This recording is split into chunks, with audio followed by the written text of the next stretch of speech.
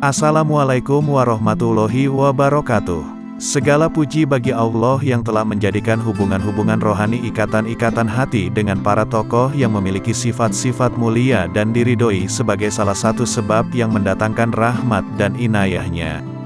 Sholawat dan salam semoga senantiasa tercurah kepada junjungan kita, tauladan kita dan pemimpin kita, Nabi Muhammad SAW, juga kepada keluarganya serta para sahabatnya yang tulus dan sungguh-sungguh dalam menempuh jalan Allah. Pada episode ketiga kali ini kami akan menceritakan beberapa guru beliau, Al-Habib Ali bin Abdullah bin Abdurrahman As-Segaf. Guru beliau yang pertama adalah Al-Imam Al-Autad wal Qutb wal Gauts Al-Habib Abdullah bin Alwi Al-Haddad, yang lahir di Tarim 5 Syawal 1044 Hijriah dan wafat di Tarim 7 Dzulqa'dah 1132 Hijriah. Bagi beliau guru yang satu ini adalah tauladan dalam segala perilaku, kehidupan, berbagai keutamaan, serta dakwah tulusnya. Maka konsentrasi segala lapisan masyarakat serta ketekunan mereka yang datang dari segala penjuru untuk belajar pada Al-Imam Abdullah Al-Haddad menunjukkan sisi luar biasa beliau dari beberapa hal yang sukar dipahami. Sungguh Al-Imam Abdullah Al-Haddad adalah samudra yang tak bertepi dan sungguh setiap pujian untuknya tidak akan mampu mencapai batas maksimal. Betapapun biografi Sayyid Abdullah bin Alwi Al-Haddad telah banyak ditulis, rasanya tidak perlu diuraikan lagi seperti yang telah ditulis para sejarawan. Semoga Allah meridho mereka dan memberikan manfaat dengan keberkahan mereka. Sesungguhnya Dia Maha Mengabulkan dan Maha Mendengar. Amin. Guru beliau yang kedua adalah seorang imam yang mulia, samudra yang luas, bak gunung kokoh, gurunya para guru, Al-Qutb Ali bin Abdullah bin Ahmad Syolabiyah bin Husain bin Abdullah bin Syekh Abdullah Al-Akbar Al-Aidrus bin Abu Bakar As-Sakran bin Abdurrahman As-Segaf. Sayyid Ali Al-Aidrus ini adalah potret keagungan seorang imam. Ia memiliki jangkauan pengetahuan agama yang sangat luas. Dan sungguh ia adalah seorang yang tulus berdakwah di jalan Allah baik dengan ucapan maupun dengan perbuatan. Di surat, beliau menjadi ikon kemuliaan, bak rembulan yang menerangi malam. Bagi banyak orang, beliau adalah sosok berarti, baik untuk kalangan para tokoh maupun yang awam hingga menempatkan mereka dalam golongan hawas yang terpilih. Integritas beliau begitu mengagumkan, karakternya mulia, meski sesekali unik. Beliau menjadi tokoh di sana, reputasinya terkenal di mana-mana dan menjadi buah bibir setiap orang. Beliau lahir di Tarim, di sana, awal beliau menetap serta dibesarkan, dan di sana pula terdapat para guru serta para sahabat. Hingga banyak diceritakan oleh Al-Imam Abdullah bin Alwi Al-Haddad. Kami menjalin janji ukhuwah dengan Sayyid Ali bin Abdullah di makam Sayyid Al-Faqih Al-Muqaddam. Sungguh jalinan ukhuwah mereka begitu agung. Alangkah besar yang menyaksikan dan mulia pula yang disaksikan. Suatu ikatan yang sangat steril dari bercak dan noda. Guru beliau yang ketiga adalah As-Sayyid Syihabuddin Ahmad bin Umar bin Ahmad bin Aqil Al-Hinduan Al-Alawi. Adalah seorang figur yang terhormat. Cakupan ilmunya begitu luas. Ia adalah teladan para arifin, guru para muqarrabin, dan sosok yang berpendirian teguh.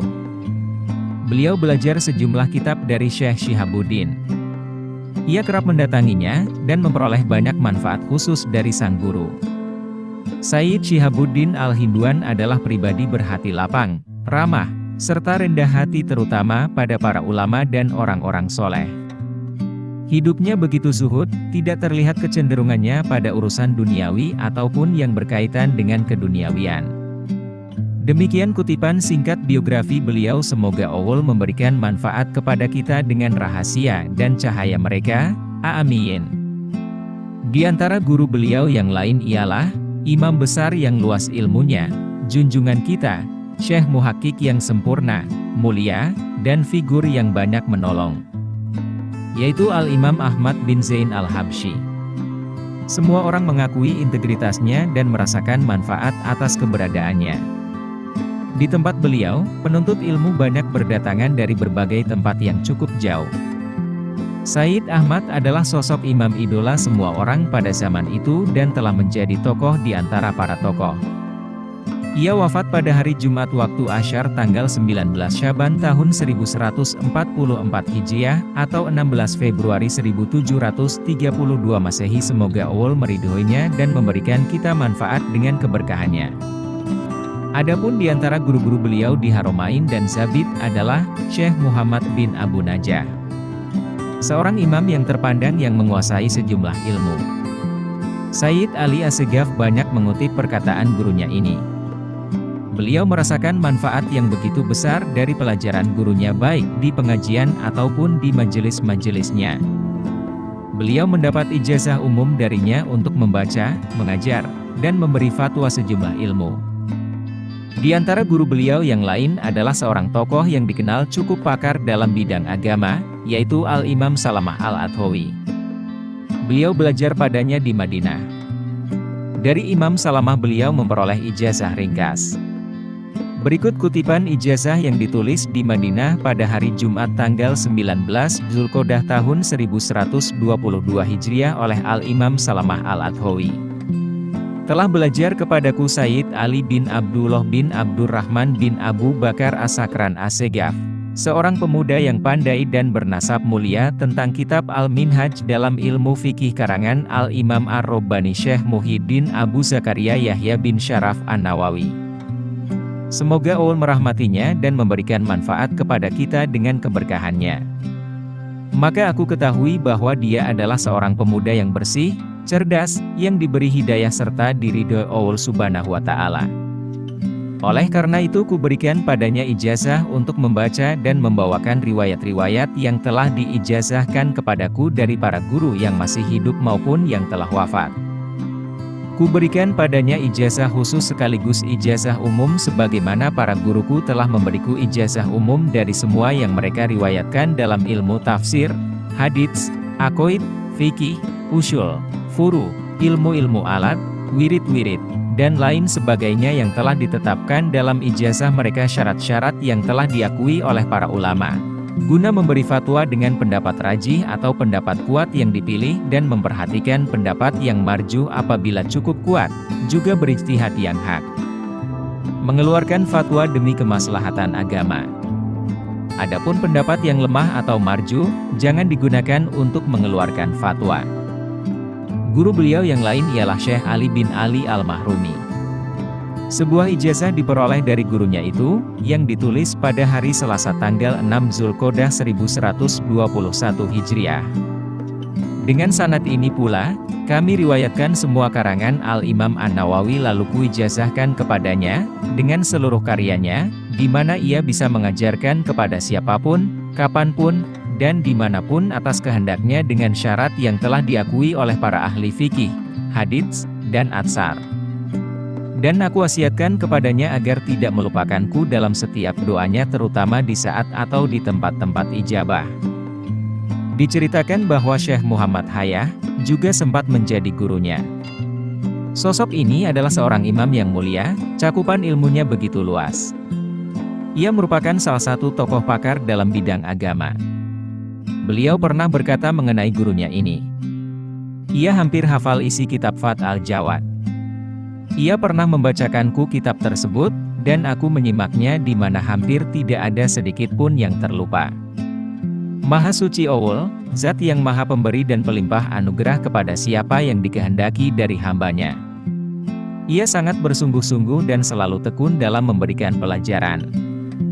Beliau belajar kepadanya beberapa waktu lamanya dengan membaca sejumlah kitab. Di antara gurunya yang lain adalah seorang tokoh pemuka sekaligus imam yang sangat alim, yaitu Ahmad An-Nahali. Sejumlah disiplin ilmu, beliau pelajari dari gurunya, diantaranya adalah fikih, hadits dan lainnya. Selanjutnya guru beliau yang lain adalah seorang tokoh yang luas ilmunya, yaitu Al-Imam Said Yahya bin Umar Makbul Al-Ahdal. Beliau adalah Muksin Zabit, bahkan juga Mufti Yaman dan Haromain.